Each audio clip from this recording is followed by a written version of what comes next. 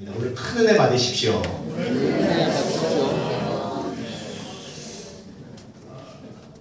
오늘 예배를 통해서 여러분에게 주님 주시는 평강이 정말 위로가 넘치시게 주의 이름으로 축복합니다. 우리 다시 한번 사랑합니다. 사랑합니다.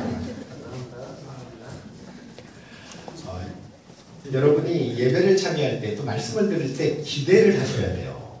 기대한 만큼 하나님 역사하시니까. 그래서 오늘 이 설교를 듣는 가운데 여러분의 삶에 믿음의 역사가 일어나게 될 줄로 믿으시기 바랍니다. 기대하십시오. 전 세계에서 가장 영향력 있는 인물을 꼽으라면 빠지지 않는 사람 중에 하나가 누구냐면 미국의 토크쇼 여왕, 그죠? 오프라 위프리. 그녀가 한 번은 자기의 쇼에 참석한 276명 방청객 전원에게 깜짝 선물을 줬습니다. 그 선물이 뭐냐면 굉장히 비싼 차를 한 대씩 줬습니다. 좋겠죠, 그죠? 그러다 방청객들이 환호성을 지르고 소리를 지르고 난리가 나죠. 왜 방청객에게 선물을 줬을까 물어봤더니 답이 하나예요. 그냥 주고 싶어서. 주고 싶어. 줄 수 있는 능력이 있으니까 주고 싶어서. 그들이 불쌍해서 주고 싶어서. 그겁니다. 방청객이 그냥 감사함으로 값없이 받기만 하면 돼요. 굳이 안 받겠다 그러면 모르겠지만 받으면 내 것이 되는 거예요. 근데 구원도 마찬가지입니다. 하나님이 저와 여러분을 너무너무 사랑하셔서 예수님을 보내주시고 영원한 생명을 준비해 주셨어요. 그럼 이제 우리 할 일이 뭐냐면 감사함으로 회개하고 예수 그리스도를 영접만 하면 되는 거예요. 그냥 받으면 됩니다. 근데 사람들이 이상해요. 공짜를 신뢰를 못하나 봐요. 여러분 공짜가 아니라는 말이에요. 우리 편에는 공짜지만 하나님 편에는 가장 비싼 값을 치르셨죠. 사랑하는 아들을 십자가에 내어주셨습니다. 이거보다 더 큰 대가가 없어요. 구원을 내가 이룰 수 없으니까 하나님이 이루어주신 거죠. 오늘 이 시간에요. 정말 아직 혹시 구원을 못 받았다면 정말 구원을 받고 돌아가는 시간이 되길 주의로 축복합니다. 그러면 예수님은요. 완전한 하나님의 형상이에요. 하나님이시란 말입니다. 예수님과 하나님과의 관계를 설명할 때 성부, 성자, 성령, 삼위일체 인간의 말로 다 설명이 안 돼요. 인간의 말은 굉장히 제한적입니다. 모든 걸 다 표현할 수가 없어요. 너무 아파도 말이 안 나요. 어디 아프니? 말이 안 나요. 너무 예뻐도 말이 안 나요. 와, 이거 그냥 정말 깜짝 놀라면 으악! 아우 깜짝이야. 뭐 별 말이 안 나와요. 너무 놀라면. 인간의 말은 정말 제한적이죠. 그래서 예수님과 하나님과의 관계도 언어로 다 설명이 안 돼요. 굳이 표현하면 계란으로 표현할 수 있는데 계란이 노른자, 흰자, 껍질로 되어 있죠. 근데 그 하나, 어느 하나 빠져도 계란이 안 되는 거예요. 마찬가지로 하나님은 성부 하나님, 성자 하나님, 성령 하나님. 세 분이 한 분만 빠져도 하나님이 안 되는 거예요. 그러니까 이게 하나님의 존재 방식이라. 이게 어떻게 다 설명이 돼요? 세 분이면서 하나님이라는 거예요. 여러분, 삼위일체 하나님을 믿으시나요? 제가 함부로 예수님이 하나님 되심을 믿으시나요? 구원은 거기서 시작되는 거예요. 믿지 않으면 아무것도 은혜를 받을 수가 없어요. 사람들은 하나님을 꼭 봐야 믿겠대요. 예수님 제자 도마도요. 내가 부활하신 주님을 손으로 만져봐야 믿겠다. 그랬더니 예수님 나타나서 뭐라 그러죠? 요한복음 20장 27절 한번 읽어볼게요. 자, 시작. 도마에게 내 손가락을 미리 내밀어 내 손을 보고 내 손을 내밀어 내 옆구리에 넣어보라. 그리하여 믿음 없는 자가 되지 말고 믿는 자가 되라. 믿음 없는 자가 되지 말고 믿는 자가 되라. 넌 본보로 믿느냐? 보지 않고 믿는 자가 복되도다. 그러니까 저와 여러분이 훨씬 복된 사람들. 보지 않고 믿잖아요. 사람의 머리가 아무리 대단한 것 같아도 1도만 오르면 어지럽고 1도 더 오르면 침상에 눕고 3도 오르면 인사불성된답니다. 그러니까 너무 이성을 의지하지 말라는 이야기예요. 하나님이 내 눈에 안 보인다고 내가 느껴지지 않는다고 존재하지 않는 것이 아니라 내가 안 믿을 뿐이에요. 오늘 말씀이 그걸 너무 잘 설명해 줍니다. 우리가 저번 주 살펴봤던 내용이 뭐죠? 예수님이 가버나움에서 그 죽었던 야이로의 딸을 살리시죠. 12의 혈병 여인 고쳐주셨습니다. 이제 주님은 거기를 떠나서 고향으로 가셔요. 우리 1절 한번 보세요. 시작. 예수께서 거기를 떠나서 고향으로 가시니 제자들도 따르니라. 자, 고향이 어디죠? 예수님 고향. 어디입니까? 예, 나사렛. 태어난 곳은 베들레헴이지만 30년 가까이 자라나신 곳이에요. 그래서 나사렛 예수 이러잖아요. 나사렛은요, 예수님의 육신의 아버지 요셉, 또 어머니 마리아, 또 형제, 예수님 어릴 때 그 모습을 다 알고 있는 동네 사람들이 함께 살고 있습니다. 이곳에 제자들을 데리고 가셨어요. 왜 가셨을까? 자신의 메시아됨을 드러내기 위함도 있지만 훈련 때문이에요. 훈련. 오늘 다음 본문을 보면 7절 한번 읽어보세요. 시작. 12제자를 부르사 둘씩 보내시며 더러운 귀신을 제어하는 권능을 주시고. 자, 오늘 내용 다음이에요. 둘씩 짝을 지어서 마을로 보내십니다. 귀신을 내쫓고 병 고칠 권능을 주셨어요. 복음을 전하게. 복음을 전하다 보면 긍정적인 반응도 있고요, 부정적인 반응도 있어요. 이게 영접하는 사람도 있고 배척하는 사람이 있습니다. 지금 주님이요, 다 하시고 배척 받으시는 내 모습을 먼저 보여주고, 배척 받을 때 쫄지도 말고 주눅들지도 마라. 실망하지 마라. 배척하는 사람은 어디든지 꼭 있다.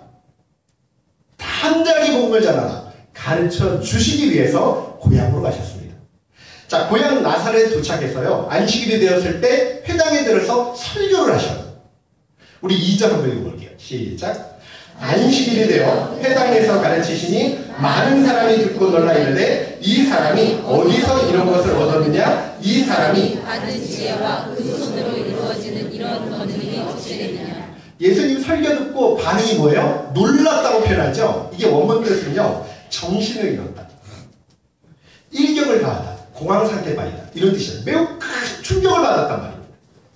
다 아는, 어릴 때부터 같이 자랐어요. 그죠? 놀랐는데 배척해요. 주님의 말씀에 감탄하는데 배척합니다. 말씀 들을 때 허! 하는데 쓸데없는 소리 하죠. 주의 말씀이 귀로 들려서 뇌까지 가는데 신령까지는 받아들이지 않는 거예요. 구원의 은혜는 마음으로 믿는 것입니다. 바울이요, 로마서 10장에 말씀하죠. 읽어보시게요. 시작. 내가 만일 내 입으로 예수를 주로 시인하며 또 하나님께서 그를 죽은 자 가운데서 살리신 것을 내 마음에 믿으면 구원을 받으리라. 사람이 마음으로 믿어 의에 이르고 입으로 시인하여 구원에 이르리라. 마음으로 믿는 거예요. 우리 3절 한번 읽어볼까요? 시작. 이 사람이 마리아의 아들 목수가 아니냐? 야고보와 요셉과 유다와 시몬의 형제가 아니냐? 그 너희들이 우리와 함께 여기 있지 아니하냐고 예수를 배척한지라. 예수님이요, 성령으로 잉태하고 탄생하시잖아요. 그러면 마리아가 그 형제들이 또 있어요. 뒤에 요셉과 나은. 여기 보니까 야고보가 야고보서를 썼습니다. 유다가 유다서를 썼습니다.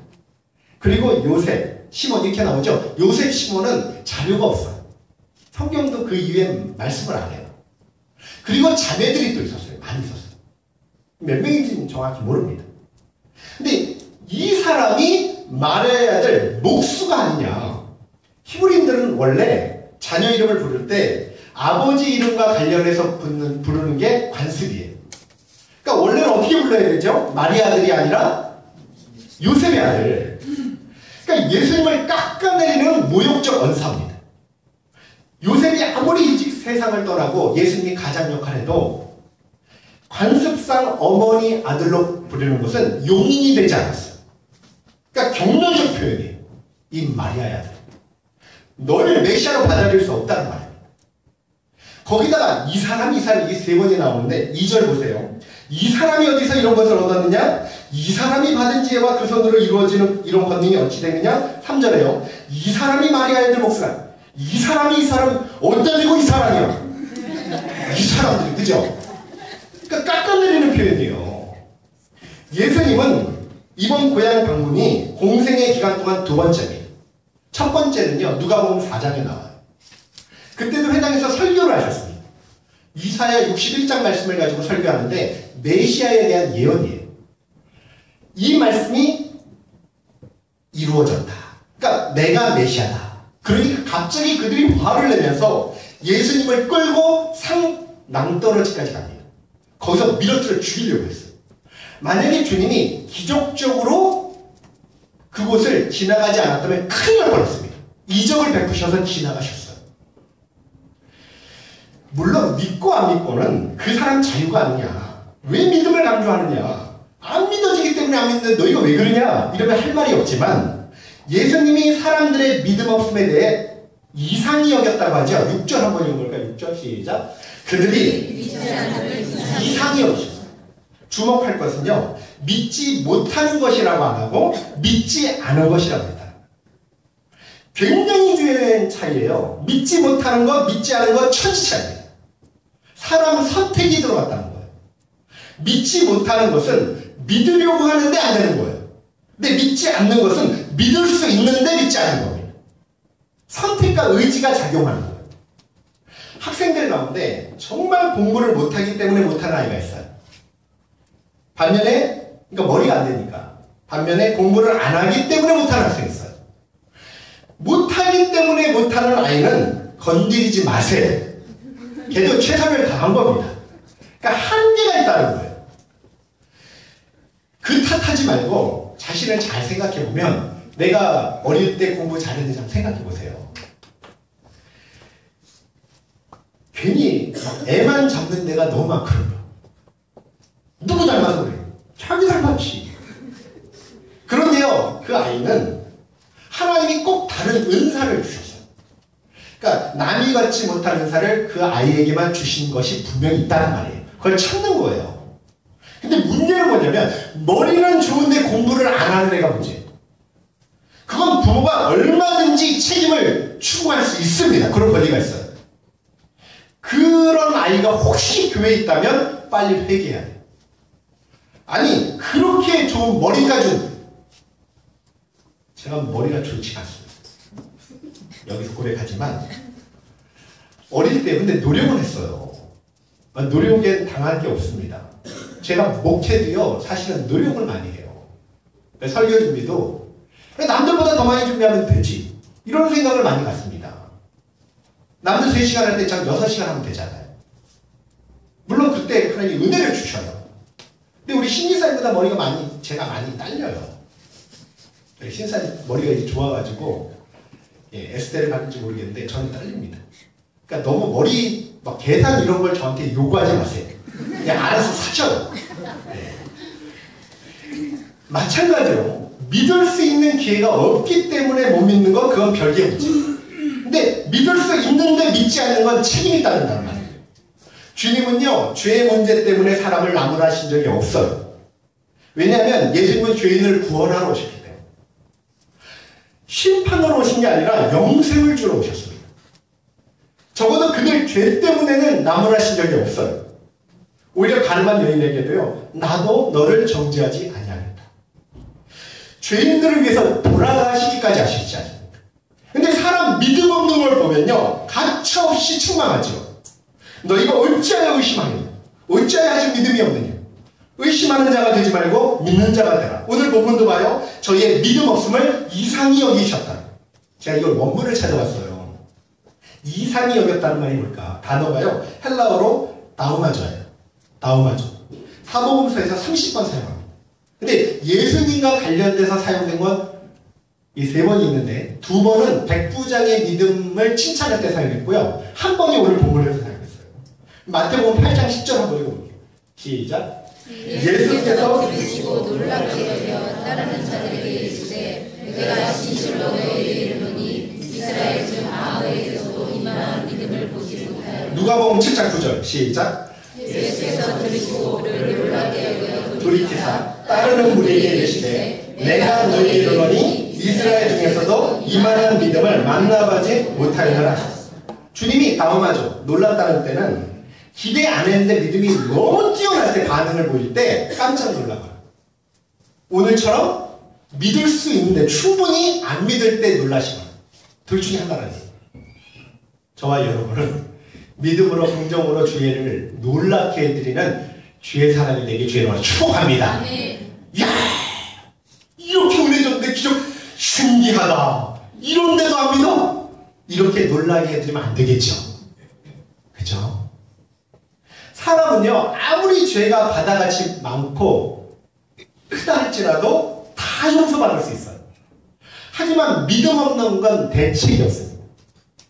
우리가 지옥 가는 건요, 죄가 커서 가는 게 아니라 믿음이 없어서 가는 거예요. 아주 중요한 문제입니다. 죄 때문에 지옥 가는 게 아니에요. 믿음 때문이에요. 예수님은 죄 문제를 해결하러 오셨습니다. 그렇기 때문에 죄가 주홍같이 붉을지라도 진홍같이 붉을지라도 얼마든지 용서해 줄게 말씀하십니다. 죄는 문제 안 되는데 회개하고 예수를 믿기만 하면 싹 깨끗하게 용서받습니다. 그런데 문제는 성경은 믿음이죠. 그래서 끊임없이 계속 말씀하는 거예요. 믿는 자는 구원을 받을 것이요 믿지 않는 자는 심판을 받으리라. 요한복음 3장 18절 한번 읽어볼게요. 시작. 그를 믿는 자는 심판을 받지 아니할 것이요 믿지 아니하는 자는 하나님의 독생자의 이름을 믿지 아니하므로 벌써 심판을 받을 것이라. 보통요 도둑질 살인을 큰 죄라고 하는데 천만의 말씀이에요. 성경은요 가장 큰 죄가 믿지 않는 죄예요. 끝까지 불신하면 용서를 못 받아요. 이걸 성령 회방죄라고 합니다. 성령 회방죄는 사하심을 못 받습니다. 믿음은 노아의 방주와 같아요. 홍수 심판 믿고 방주에 들어가서 일단 들어가면 뭐 하죠? 그냥 상관없어요. 그가 의인이냐 죄인이냐 안 보십니다. 그냥 구원하셔요. 근데 아무리 자기가 의롭게 생각해도 안 들어가면 심판받습니다. 똑같아요. 죄인이냐 의인이냐 주님이 따지십니까? 그냥 예수님만 믿으라는 거잖아요. 어차피 우리는 다 죄인이에요. 50% 100%입니다. 이제 와서 의, 죄 비교한다고요? 도토리 키재기예요. 어차피 우리는요, 우리의 의로는 천국에 못 들어가요.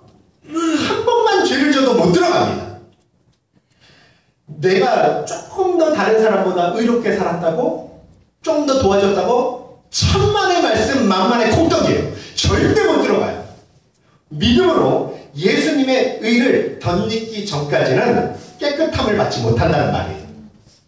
하나님은 언제나 믿을 기회를 주셔요. 경고하시고 심판하십니다. 그러니까 홍수 심판이 언제 일어나죠? 노아 방주를 120년 만들죠. 120년 후에 하나님은 경고하시고 120년을 기다리셨습니다. 이 120년이 하나님 말씀 들을 수 있는 기회도 되고 하나님의 인내의 시간도 돼요. 지금도 마찬가지 아닙니까? 예수님이요, 내가 곧 다시 오리라. 첫 번째 오실 땐 구원을 위해서 오셨지만 두 번째는 심판이에요. 어떤 분들은 에이 곧 온다 그랬는데 2000년 지났잖아. 거짓말이야. 그 사람은 하나님의 사랑과 기다림을 모르는 사람들입니다. 주님은요, 복음이 땅끝까지 증거될 때까지 기다리고 이방인의 충만한 수가 찰 때까지 기다리시고 단 한 사람이라도 회개하고 돌아올 때까지 기다리는 거예요. 이게 하나님 사랑과 인내입니다. 그런데요, 제가 보세요. 이 성경이요, 수만 가지 예언이 있어요. 그죠? 다 이루어졌어요. 근데 딱 하나 안 이루어졌어요. 그게 뭐죠? 예수님의 재림입니다. 다시 온다. 그러면 다 이루어졌는데 그거 하나 안 이루어지면 이루어질까요? 안 이루어질까요? 반드시 이루어지죠. 실제 이스라엘 나라가 회복되면 오실 때가 가까운 줄 알라고 주님이 말씀했거든요. 그러니까 주님 재림할 때는 징조들이 있을 거 아니에요. 2000년 동안 나라가 없었던 이스라엘이 1948년 5월에 독립을 해요. 기적이었습니다. 세계 역사에 2000년 나라가 없다가 생긴 건 이스라엘밖에 없어요. 히브리 언어도 부활하지. 그러니까 하나님의 약속이니까 가능하단 말이에요. 때가 가까웠지. 언제인지 모릅니다. 신랑이 도착했을 때 기름 준비하면 큰일 납니다. 늦어. 방주 들어가기 전에요, 비가 막 쏟아졌을 거 아니에요. 그죠? 근데 비 쏟아진 걸 보고 방주문 두드리면 안 열어주셔요. 그래서 성경은 오늘 지금이 구원의 시간이라고 말합니다. 우리 고린도후서 6장 2절 한번 읽어볼게요. 시작. 이르시되 내가 은혜 베풀 때 너희를 듣고 구원의 날에 너를 도왔다 하셨으니 보라 지금은 은혜 받으면 안 돼요. 보라 지금은 구원. 내일이 없다는 거 모른다는 겁니다. 정말로 오늘 이 시간 지금 여러분에게 구원의 은혜가 임하시길 주의 이름으로 축원합니다. 주님 다시 오면 세상 끝나요. 주님 오시는 우주적인 종말이 될 수도 있고요. 내가 먼저 가는 개인적인 종말이 될 수 있어요. 저는요, 어제까지 멀쩡하다가 막 갑자기 교통사고 나서 세상 간 사람도 듣고요. 제가 아시는 분은요, 마침 그때 상품백화점에 들어갔다가 창살에 나간 분도 있습니다. 몰라요, 내일을. 개인적인 종말이든 우주적인 종말이든 내가 곧 오리라 말씀했죠. 제가 기쁜 게 하나 있어요. 여러분은 잘 이해가 안 되시겠지만 오늘이 이제 딱 됐잖아요. 뭐 어제보다 오늘은 천국이 가까웠죠. 저한테는. 시간적으로 가깝잖아요. 그래서 저는 그게 되게 기뻐요. 제가 우울증 걸린 사람이 아닙니다. 그걸 알아주셔야 돼요. 제가 그게 진짜 기뻐요. 이제 갈 날이 하루 가까웠구나. 누구든지 하나님의 경고를 진지하게 받아들이고 정말 이 시간 예수님을 주인으로 그리스도로 모시길 주의 이름으로 축복합니다. 그러면 죽어도 살고 무릇 살아서 믿는 자는 영원히 죽지 않는다고 우리에게 약속을 주셨어요. 오늘 등장하는 사람들 보세요. 믿을 기회가 많잖아요. 예수님 설교를 듣습니다. 또요, 기적을 봤어요. 또 소문도 들었어요. 예수님을 알아요. 근데 안 믿어요.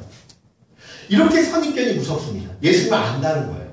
그의 부모, 형제, 어린 시절, 성격, 직업. 물론 평범한 사람은 아니라는 걸 알고 있지만 이 편견을 넘어서 메시아까지는 받아들이지 않습니다. 안다고 생각하는 게 참진리 막는 거예요. 신앙생활하는 꼭 그런 분이 있어요. 저는 보면 모태신앙이에요. 모태신앙. 좀 안돼 어릴 때부터 들었으니까. 기도해봤다는 거예요. 그건 아는 게 아니에요. 권사님들 신앙 들어가기 어렵습니다. 시간 돼서 그냥 받은 거지, 직분. 장로님 어렵습니다. 아는 게 아니에요. 예수 그리스도를 인간적으로만 알아서는 믿음에 도달할 수 없지요. 영적으로 알아야 돼요. 성령으로 말미암지 않고는 예수를 주라 신할 수 없다고 말씀합니다. 베드로가 예수님께 주는 그리스도시요 살아계신 하나님의 아들입니다라고 고백하니까 예수님이 이렇게 대답해요. 이것을 너에게 알게 한 이는 혈육이 아니요 하늘에 계신 너의 아버지십니다. 그러니까 예수님이 성령께서 깨닫게 해주셔야 그리스도요 하나님의 아들이라고 믿을 수 있다. 영적으로 거듭나야 된단 말입니다. 그럼 우리가 해야 될 게 뭘까? 겸손히 믿으려고 마음을 여는 거예요. 죄를 회개하고요. 자신을 내려놓고 주님 만나기를 갈망하는 겁니다. 주님을 찾는 걸 바라는 거예요. 찾고 찾으면 만나주신다고 약속했으니까 만날 때까지 찾는 걸 바라는 거예요. 그게 우리가 할 일이에요. 그게 답니다, 사실. 그러면 주님이 위에서 구원을 내려주시는 거예요. 어느 날 갑자기 회개하고 푹 터지면서 진짜 참회개가 터지죠. 주님을 만나고 주는 그리스도십니다. 이런 고백을 하게 돼요. 맞죠, 우리사에? 오늘 말씀에 좀 충격적인 표현이 있는데요. 5절에 보니까 한번 읽어볼게요. 시작. 거기서는 아무 권능도 행하실 수 없어 다만 소수의 병자에게 안수하여 고치실 뿐이요. 아무 권능도 행하실 수 없었다. 영어로는 쿠드나시. 근데 동일본문 마태복음 13장 58절 한번 읽어보세요. 시작. 저희의 믿지 않는 분이 말미암아 거기서 많은 능력을 행하지 않는다. 디드는 완전 다른 겁니다. 할 수 없었다 하지 않았다. 차이가 크죠. 예수님께서 능력이 없어서 권능을 행하지 못하시는 것이 아니라 나사렛 사람들이 믿지 않아서 행하지 않았다는 거예요. 그들의 불신앙 때문입니다. 그 많은 능력을 행하지 않기로 결단했다는 거예요. 기적과 믿음은 동전의 양면과 같아요.